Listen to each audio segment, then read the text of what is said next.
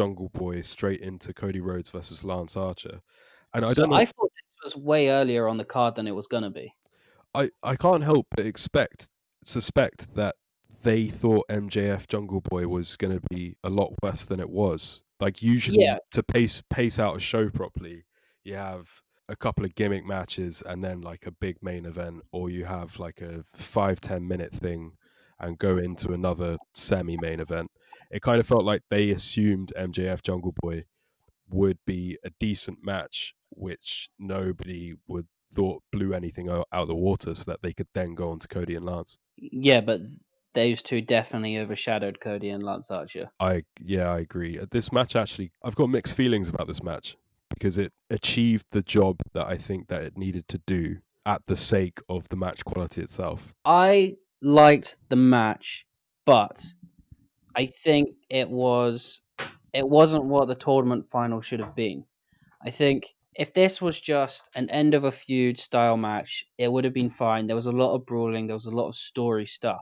But this was meant to be the final of a tournament. The winner becomes the first ever championship of a new championship. And I feel like that should have had more of a MJF Jungle Boy style match that was just a great match rather than this car crash shenanigans clusterfuck than what this was. What shenanigans? Mike Tyson yawning and just playing up to the camera whenever he felt like it. Yeah, I got that as well. That they kept showing Mike Tyson, and he was doing nothing but sat in a chair, and in one shot he's yawning. But what? How much money? This was part of a more general point, but just to talk Mike Tyson for a second. How much money did they spend on getting Mike Tyson there for him to do sweet fuck all, and not just sit there quietly, but also basically gurn? You know, like he was quite obviously not taking anything seriously. That's even before he fucking yawned. Like this is just such a bad look. We talked about Mike Tyson earlier and how much more publicity he would actually even get for them, you know, and how this wasn't, in my opinion, necessary or a very good idea. But It it wasn't turned, necessary at all because when it came to the payoff, it wasn't even good what Mike Tyson was there to do.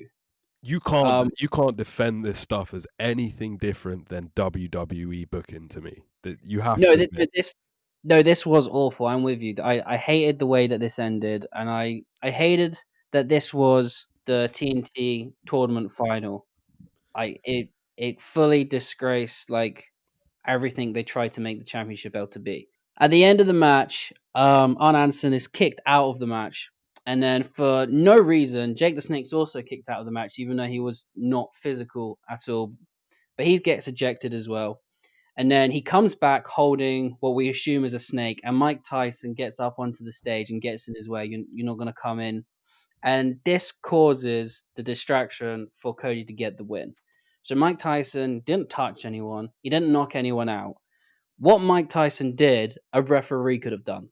Anyone else on the roster could have done it. What Mike Tyson did wasn't just anything else that a referee could have done. He made the product look detriment. He was detrimental to the product. He made it look bad.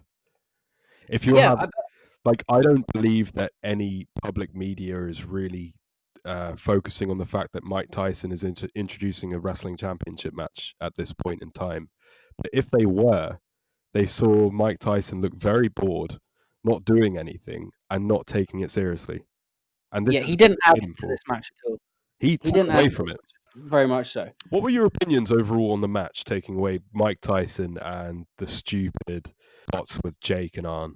I it wasn't great. It was okay. I didn't hate the match. I think I went into the match with a negative idea because I wanted it to be better because it was this tournament final.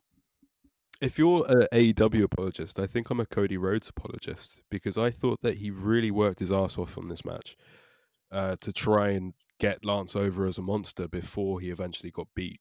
Like Cody was jumping around that ring for like 15 minutes. Not just the ring, but around ringside as well. Two spots. There's one spot where they're basically on the front row of seats, and he gets lobbed all the way across the seating area.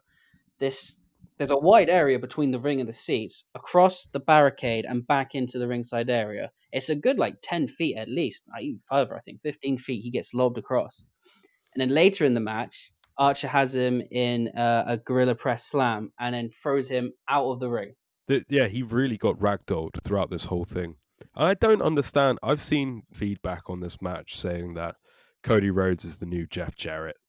I mean, come on, man. First of all, we've already talked about this, but Cody Rhodes really needed this win. And he hasn't exactly been controlling in the way that he's been booked.